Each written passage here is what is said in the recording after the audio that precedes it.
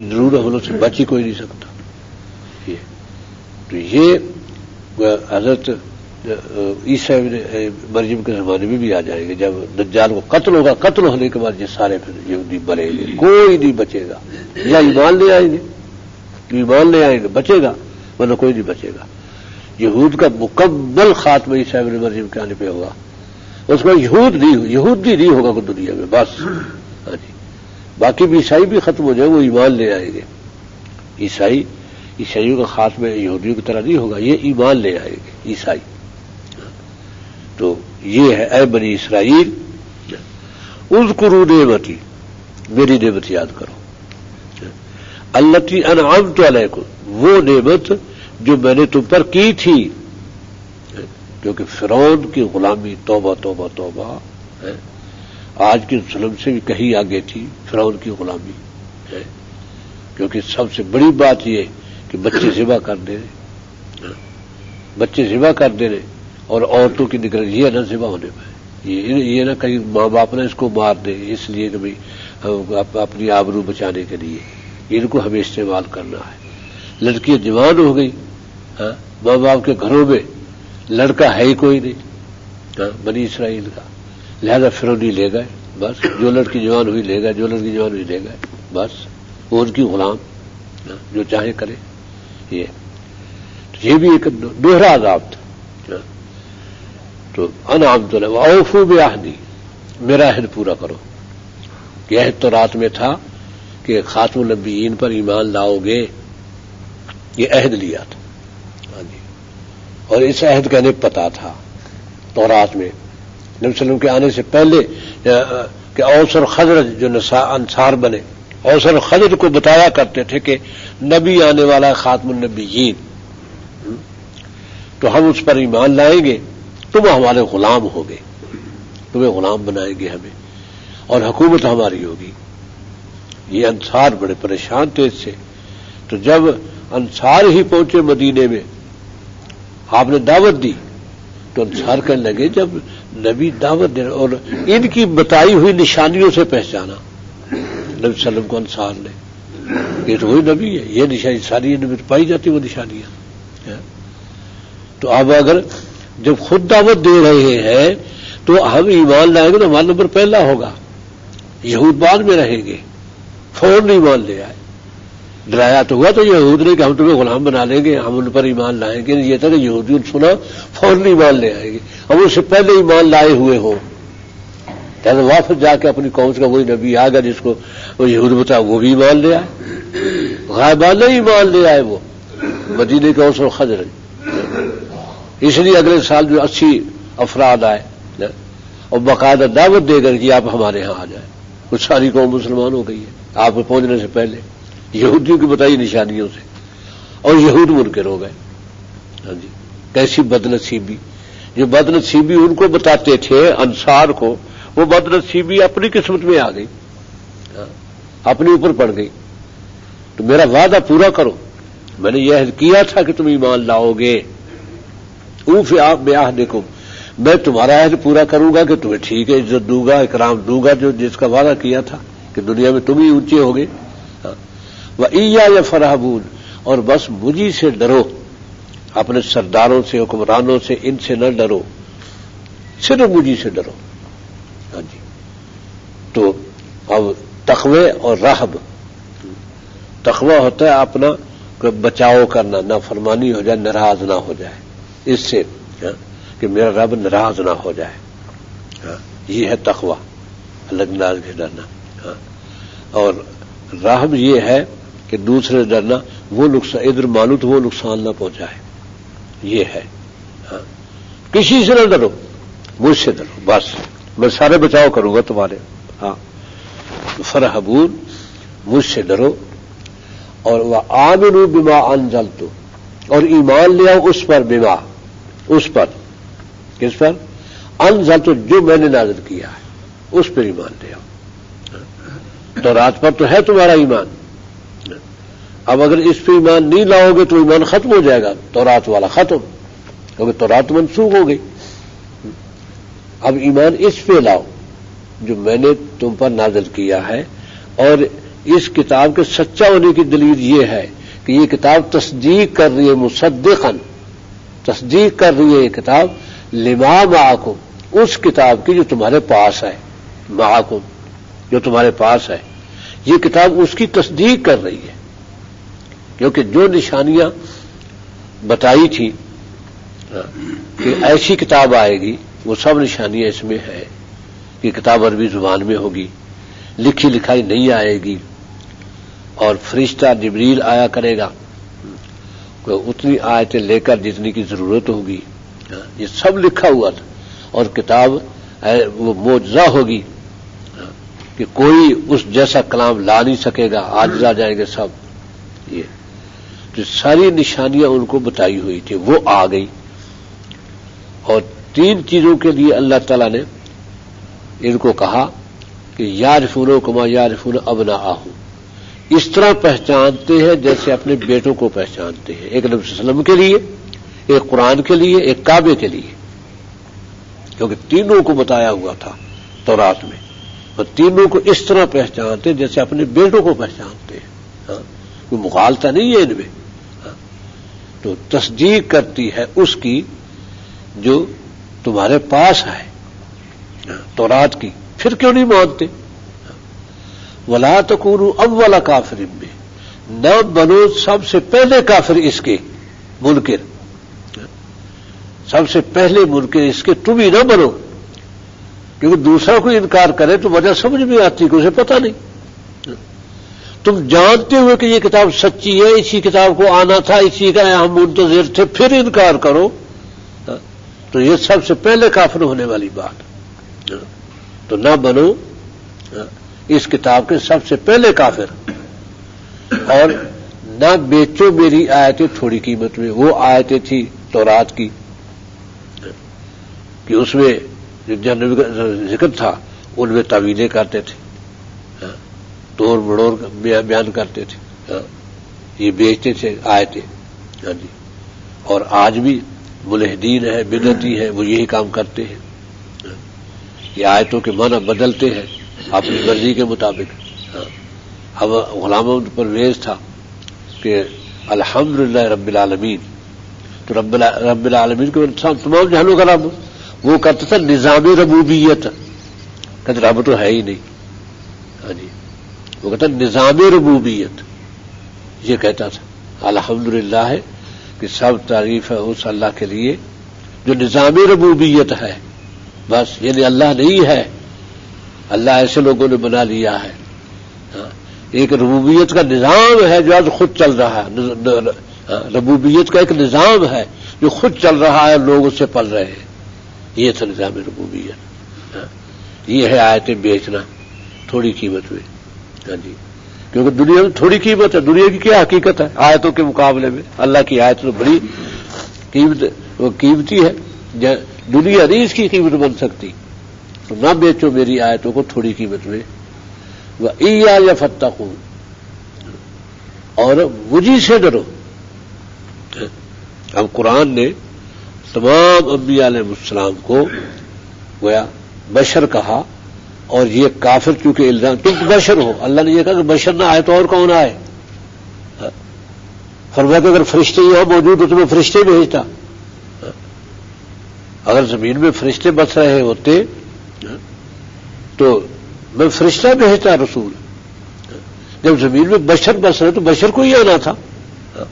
اللہ تعالیٰ جواب دیتے ہیں، انبیاء جواب دیتے ہیں، جب وہ انبیاء علیہ السلام کہا کہ ان انتم الا بشر مثلنا، تم تو ہمارے جیسے بشر ہو، تو انبیاء علیہ السلام نے جواب دیا کہ ان کننا الا بشر مثلکم، واقعی ہم تمہارے جیسے بشر، ولیکن یمن علی من، لیکن اللہ احسان کرتے جس پر چاہتا ہے، میرے عباد اپنے بندوں میں سے ہمیں احسان کر کے نبی بنا دیا، یہ نہیں کہا کہ ہم بشر نہیں ہے، ان نحن الا بشر، واقعی ہم بشر ہیں، یہ جواب دیا۔ اب جب آیت بکتی جو بکتی ہے کہ اللہ تعالیٰ کا حکم ہے قل، اور یہ حکم کئی جگہ آیا، قل انما انا بشر مثلکم انما الہکم الہ واحد، تمہارا الہ واحد ہے۔ قل کے معنی اے نبی تو کہہ، انما معنی صرف، بشر بشر مثلکم تمہارے جیسا، کوئی اور لفظ لگانے کی ضرورت ہی نہیں، ایک ایک لفظ کا الگ ترجمہ کر لو، انما صرف انا میں بشر بشر مثلکم تمہارے جیسا، صرف میں بشر تمہارے جیسا، یہ لفظی ترجمہ ہے۔ اب بتاؤ اس میں یعنی کہاں لگاؤ گے؟ یہ لفظی ترجمہ، اور اپنا لفظ حرف ملانا ہی نہیں پڑتا، انما صرف انا میں بشر بشر مثلکم تمہارے جیسا، میں کہہ قل میں نہ کہہ اے نبی کہہ صرف میں بشر تمہارے جیسا۔ بتاؤ اس میں یعنی کہاں لگے گا؟ لیکن اس کو بدل دیا، کیا کہ اب ترجمہ یہ ہے اس کا جو عامر رضا خان نے کیا اپنے کتاب تفسیر میں، ترجمہ قرآن میں، تو کہہ کہ میں ظاہری صورت میں بشر ہوں، تم یہ ظاہری صورت میں کہاں سے لاؤ گے؟ یہ کہاں ہے قرآن میں؟ قرآن میں تو الفاظ کا ترجمہ اس کو یعنی کے معنی کوئی نہیں بنتے، اب اس میں یہ کر دیا تو کہہ کہ میں ظاہری صورت میں بشر ہوں تمہارے جیسا، تو ظاہری صورت لگا دیا، آیت بک گئی، ہاں جی تھوڑی قیمت وصول ہو جائے گی، لوگ کہیں گے واہ بھائی واہ کیا خوب تفسیر کی ہے۔ تو یہ یہود کرتے تھے، ہاں جی تو یہ ہے کہ نہ بیچو میری آیتوں کو تھوڑی قیمت میں، وَإِيَّايَ فَاتَّقُونِ، اور بس مجھی سے ڈرو، یعنی اپنا بچاؤ کرو میری نافرمانی سے، ہاں جی۔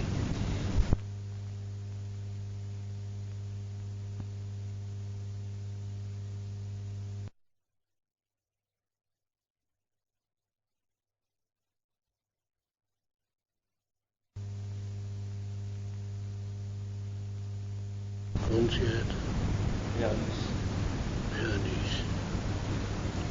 آیت؟ 42 سورہ بقرہ۔ اعوذ باللہ من الشیطان الرجیم، بسم اللہ الرحمن الرحیم، ولا تلبسوا الحق بالباطل وتکتموا الحق وانتم تعلمون، اور نہ خلط ملط کرو حق کو باطل میں، نہ ملاؤ حق کو باطل میں، اور نہ چھپاؤ حق حالانکہ تم جانتے ہو، یعنی یہ دونوں ہی جرم بہت سنگین جرم ہے، اس بات کو تم جانتے ہو، کیونکہ جب حق کو باطل میں ملاؤ گے تو حق ہے، تو اب قبول کرنے والا باطل بھی قبول کرے گا، جب باطل قبول کیا جائے گا تو حق گیا، حق تو منفی ہو جائے گا، تو یہ بہت بڑا دھوکہ ہے حق کو باطل میں ملا کے پیش کرنا، اور آج کے ملحدین یہی کام کرتے ہیں کہ حق کو باطل میں ملاتے ہیں۔ اب اس سے یہ ہوتا ہے کہ جو اہل علم نہیں ان کو نہیں پتہ چلتا، اس طرح ملاتے ہیں کہ پتہ ہی نہیں چلتا، سارا ہی حق معلوم اس میں ملاتے جاتے ہیں، تو یہ عجیب طریقہ ہے اور بہت بڑی منافقت ہے۔ اور پھر یہ بھی ہے کہ حق کو چھپاتے ہیں، اس سے بھی روکا، حق چھپاؤ نہیں، کیونکہ حق تو ماننے کے لیے ہے، تسلیم کرنے کے لیے ہے، وہ تو فطرت کا تقاضا ہے کہ وہ معلوم ہو اور اسے اختیار کیا جائے، جو چھپائے گا وہ بڑا مجرم ہے، اس لیے حق چھپاؤ بھی نہیں، باطل میں بھی نہ ملاؤ حق کو اور چھپاؤ بھی نہیں، حالانکہ تم جانتے ہو۔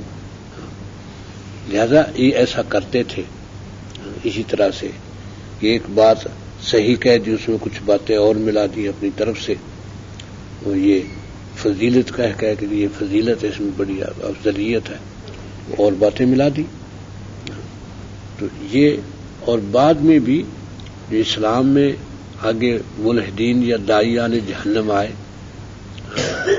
لیکن یہ جیسے کہ اپنا خارجی تھے جن کو حضرت علی نے قتل کیا، تو نبی صلی اللہ علیہ وسلم نے حضرت حذیفہ نبی صلی اللہ علیہ وسلم سے سوال کر رہے تھے، یا رسول اللہ ہم شر میں تھے، اللہ خیر لے آیا، تو اس خیر کے بعد بھی شر ہے؟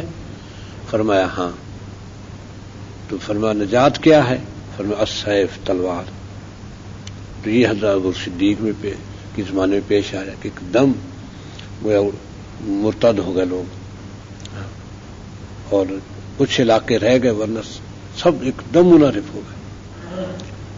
تو صحابہ نے کہا کہ امیر المومنین آپ نرمی برتے، کیونکہ ایک طرف رومی تیار ہیں اور ان کے مقابلے میں نبی کریم صلی اللہ علیہ وسلم نے آخری عمل جو تھا آپ کا وہ حضرت اسامہ رضی اللہ عنہ کے جھنڈا باندھا تھا، لشکر تیار کیا تھا. یہ آخری عمل ہے آپ کی زندگی کا. ہاں جی، اس آپ بیمار تھے، ہاں، اس حالت میں جھنڈا باندھا اور ابھی لشکر مدینے سے نکلا ہی تھا کہ آپ کی وفات ہو گئی. یعنی اس سے پہلے حضرت ابوبکر صدیق کو کھڑا کر چکے تھے آپ مسلح پہ، یعنی خلیفہ بنا چکے تھے اپنا. اس آخری عمل یہ کیا ہے کہ حضرت اسامہ بن زید کے سینے پہ جھنڈا باندھا کہ جاؤ رومیوں کے خلاف. تو جو ہی انہیں مدینے سے نکلے خبر ہوئی کہ آپ کی وفات ہوگی وہیں رک گئے، واپس نہیں آئے، وہیں رک گئے. ہاں جی. تو جب اس کے بعد یہ ہوا کہ آپ کی وفات کا جب عرب ایک دم مرتد ہو گئے تو صحابہ نے مشورہ دیا حضرت ابوبکر کو کہ اسامہ کے لشکر کو واپس کر لو، کیونکہ اب اندر ضرورت ہے عرب میں. ہاں، اور ادھر نرمی برتے، سختی نہ کرے، کیونکہ ایک دم سارے منحرف ہوئے تو نرمی برتنے اور اشتعال پیدا ہوگا. اور چونکہ نبی صلی اللہ علیہ وسلم فرما چکے تھے کہ پھر نجات ہے سیف، تلوار کا، تلوار نکالوں گا، تلوار نکالوں گا، بس کوئی نہ جائے گا، اکیلا جاؤں گا. تو حضرت عمر فرماتی ہیں کہ خراج ابھی شاہرم بالسیف، شاہرم بالسیف، میرے ابو تلوار لہراتے ہوئے تنہا نکلے. مقام قصہ پہ اکیلے پہنچے ہیں. بعد میں پھر صحابہ گئے، حضرت علی نے لگام پکڑی اٹھنے کی کہ اللہ کے اے نبی کے خلیفہ آپ کہاں جا رہے ہیں؟ پہلا صدمہ امت بھولی نہیں، برداشت نہیں کر سکی، دوسرا صدمہ آپ کا ہو گیا تو یہ کون برداشت کرے گا؟ ہمیں حکم دیجیے، ہم سب جو آپ کے ساتھی کھڑے ہیں. ہاں. پھر اب وہاں سے 11 لشکر آگے تیار کیے حضرت ابوبکر صدیق نے. تو اب انہوں نے یہ ملایا تھا کہ بھئی زکوٰۃ نبی صلی اللہ علیہ وسلم کے زمانے تک تھی، کیونکہ اللہ نے آپ کو حکم دیا تھا کہ خذ من اموالہم صدقہ، ان کے مالوں میں سے آپ زکوٰۃ وصول کریں. یہ خذ واحد کا صیغہ تھا کہ نبی تو لے، تو نبی کو اختیار تھا، نبی چلا گیا، اب کسی کو اختیار نہیں زکوٰۃ لینے کا، بس یوں انکار کیا تھا انہوں نے. یعنی قرآن سے دلیل قرآن سے لی تھی. ہاں جی. تو اس لیے اب چونکہ وہ نہیں رہے، زکوٰۃ نہیں رہی. ادھر نبوت کے دعوے دار کئی کھڑے ہو گئے تھے. تو پھر آپ چلو کم از کم اسامہ کے لشکر کو واپس بلا لیں. فرمایا کہ جس جھنڈے کو نبی صلی اللہ علیہ وسلم نے باندھا ہے ابو قحافہ نہیں کھول سکتا، وہ جائے گا لشکر. لشکر کو بھی گیا، 11 لشکر چلے. ادھر فتح پائی اس لشکر نے، اور ادھر مسلمۃ الکذاب قتل ہوا، برباد ہوا. پورا عرب ایک سال میں عرب ایسے ہو گیا کہ اس کے بعد دوبارہ یہ بات نہیں دہرائی گئی.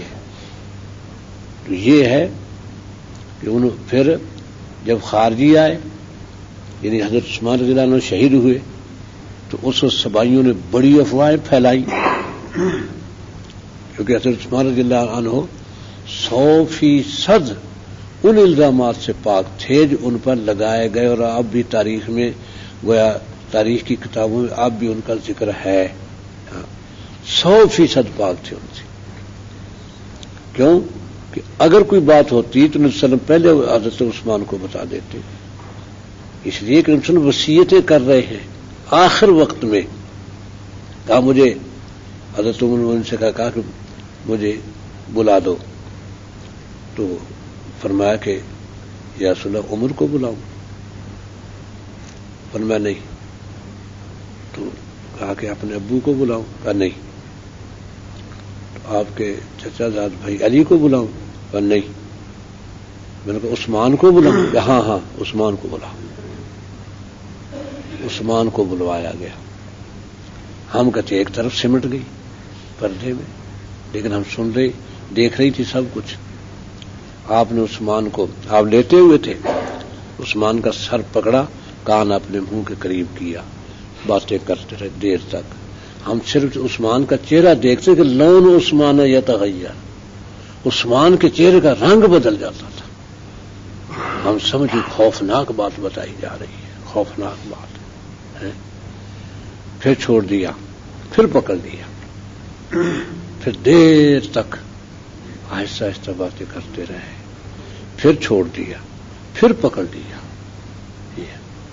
تیسری دفعہ کے بعد جب چھوڑا ہے تو پھر ہم نے یہ سنا کہ حضرت عثمان نے کہا الظلمان وعدوان یا رسول اللہ، یہ سب کچھ ظلم و زیادتی کے ساتھ ہوگا. فرمایا ظلمان وعدوان. پھر پوچھا ظلمان وعدوان یا رسول اللہ، سب ظلم زیادتی سے ہوگا، ظلمان وعدوان. پھر تیسری دفعہ یہ حضرت عثمان ظلمان وعدوان.